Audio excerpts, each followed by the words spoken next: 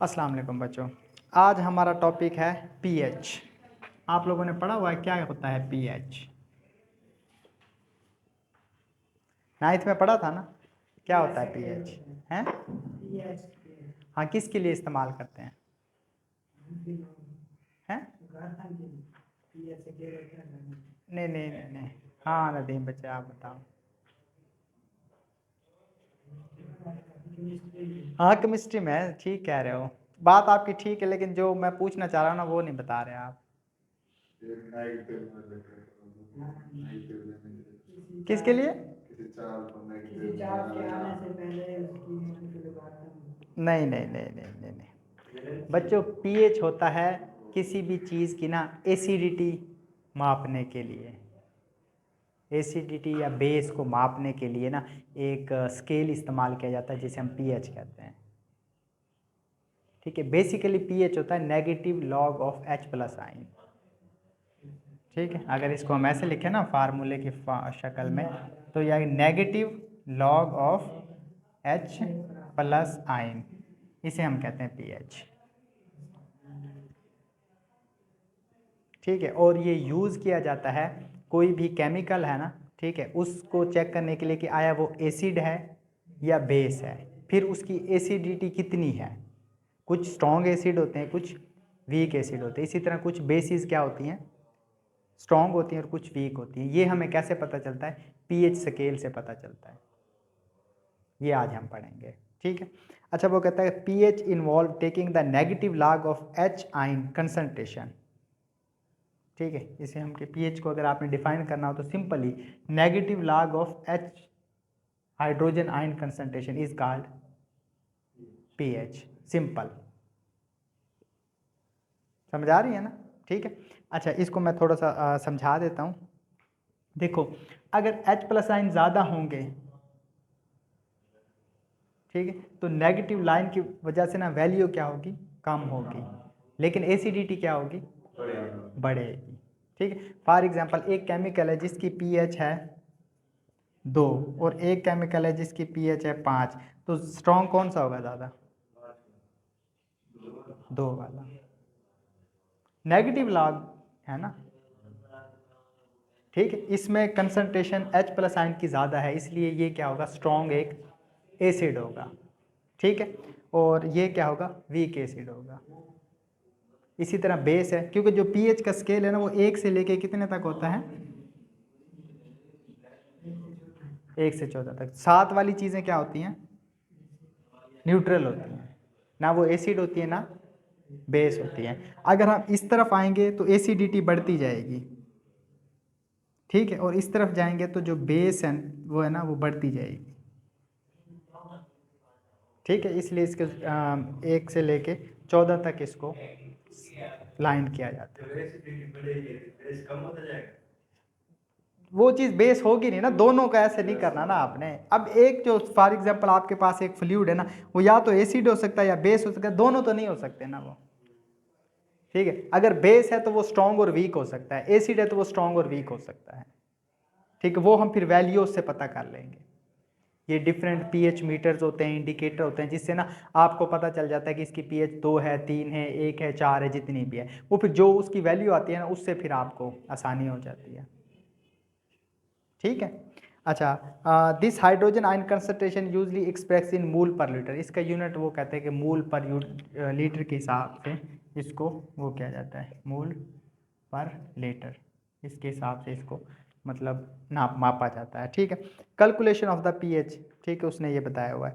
वो कहता है following formula can be use to determine the value of the pH of the different solution. Different solution की pH हम कैसे, acid के लिए हम क्या यूज़ करते हैं, हमेशा ये यूज़ करते हैं, ये negative log of H plus ion.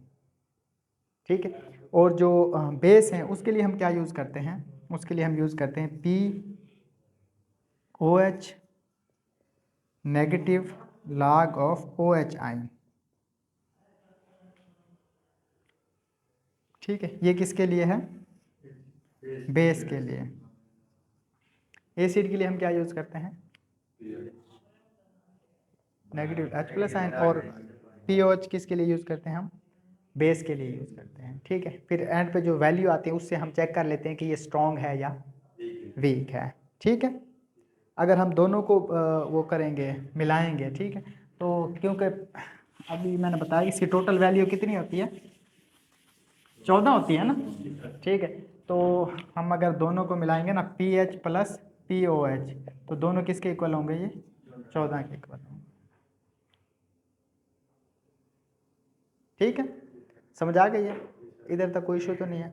अच्छा आगे हम चलते हैं, इसकी एक्सप्लेनेशन वो कहता है कि P H of H2 is 7, पानी की जो पी एच है वो क्या होती है 7। 7 का क्या मतलब है, न्यूट्रल है, ना वो एसिड है ना वो बेस है, ठीक है। Consider to the neutral if the pH is fall down, अगर पीएच लो होती चली जाएगी तो एसिडिटी क्या होती चली जाएगी, बढ़ती चली जाएगी, ठीक है। और अगर पीएच बढ़ती जाएगी तो उसकी जो बेस है वो बढ़ती जाएगी, बेस, हाँ एसिडिटी। एसिडिटी को हम नहीं डिस्कस करेंगे, जब वैल्यू 7 से ऊपर आ जाएंगे फिर हम किसको डिस्कस करेंगे, बेस को डिस्कस करेंगे। वो वीक हो सकती है या स्ट्रॉन्ग हो सकती है। अगर किसी सोल्यूशन की जो पीएच वैल्यू 14 है तो इसका मतलब है कि वो क्या है, एक स्ट्रॉन्ग बेस है, ठीक है। अगर किसी सोल्यूशन की जो पीएच वैल्यू वो 8 है तो इसका क्या मतलब है, वो वीक वीक बेस है, ठीक है। और एसिड भी इसी तरह है, अगर एक सोल्यूशन है उसका पीएच आपके पास 1 है तो इसका मतलब है वो स्ट्रॉन्ग एसिड है, ठीक है। अगर एक सोल्यूशन है उसकी जो वैल्यू आपके पास आई है वो 6 आई है तो इसका क्या मतलब है, वो वीक है, एसिड है, ठीक है। ठीक, ये ऐसे देखो ना, अगर हम यहाँ 1 लिखें, ये 7 लिखें और ये 14 लिखें, यहाँ वाली सारी चीज़ें क्या होंगी, इधर जो भी चीज़ें आएंगी उन्हें हम क्या कहेंगे, और इधर जो चीज़ें आएंगी उन्हें हम क्या कहेंगे, बेस कहेंगे। जब हम ऐसे मूव करेंगे ना तो एसिडिटी क्या हो रही है, बढ़ रही है, ठीक है। जब हम ऐसे मूव करेंगे तो जो एसिडिटी है वो क्या हो रही है, कम हो रही है, ठीक है। इसमें यह कि जब हम ऐसे मूव करेंगे तो जो बेस है वो क्या कर रही है, बढ़ेगी। जब हम ऐसे मूव करेंगे तो बेस क्या होगी, कम होगी, ठीक है। क्योंकि बीच में न्यूट्रल होना है, ठीक है। ये स्ट्रॉन्ग है, कम होती होती होती होती यहाँ आके क्या हो जाएगी, न्यूट्रल। इसी तरह ये स्ट्रॉन्ग है तो ये कम होती होती यहाँ आके क्या हो जाएगी, न्यूट्रल हो जाएगी, ठीक है। समझ आ गई इधर तक, ठीक है। अच्छा ये है।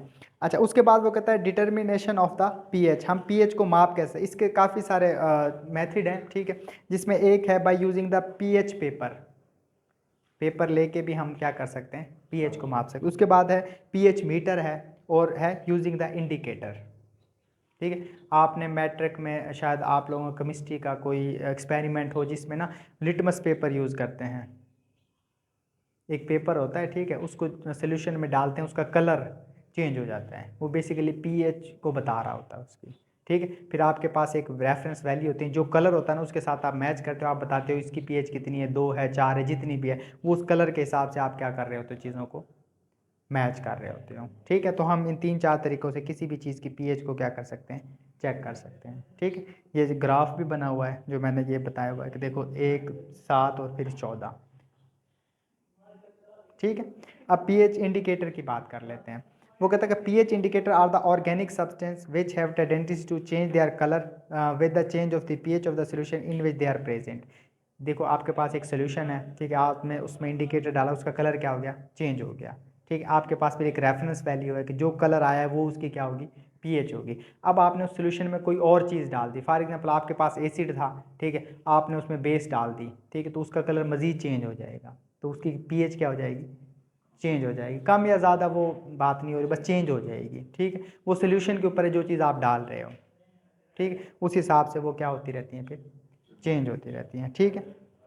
अच्छा इसका एम क्या है पीएच इंडिकेटर का, एक तो है to determine the type of the compound, compound की टाइप का पता लग जाएगा कि वो एसिड है या बेस है, फिर स्ट्रॉन्ग है या वीक है, ठीक है। दूसरे नंबर पर to determine the pH of the different sample, अब आपके पास काफ़ी सैंपल्स आए हैं, ठीक है। अब जैसे कि आपने देखा होगा अक्सर पानी हम लेते हैं डिफरेंट जगह से, ठीक है, उनकी हम पीएच माप रहे होते हैं, तो आप डिफरेंट सैंपल्स की पीएच माप के चेक कर सकते हैं तो ये सही है या सही नहीं है, ठीक है।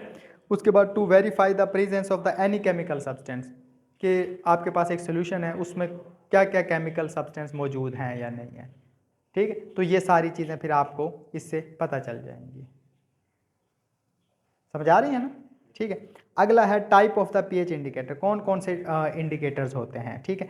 इसमें सबसे पहले वो कहता है कि एसिड बेस इंडिकेटर होता है, जो आपको एसिड्स का बता रहा है और किसका बता रहा है, बेस का बता रहा है। उसके बाद है रिडॉक्स इंडिकेटर, ठीक है, वो एक रिएक्शन होता है ना, रिडक्शन एंड ऑक्सीडेशन, ठीक है, जिसमें इलेक्ट्रॉन निकल रहे होते हैं और ऐड हो रहे होते हैं, उसे मिला के कहते हैं रिडॉक्स इंडिकेटर, तो वो भी ये बता रहा होता है, ठीक है।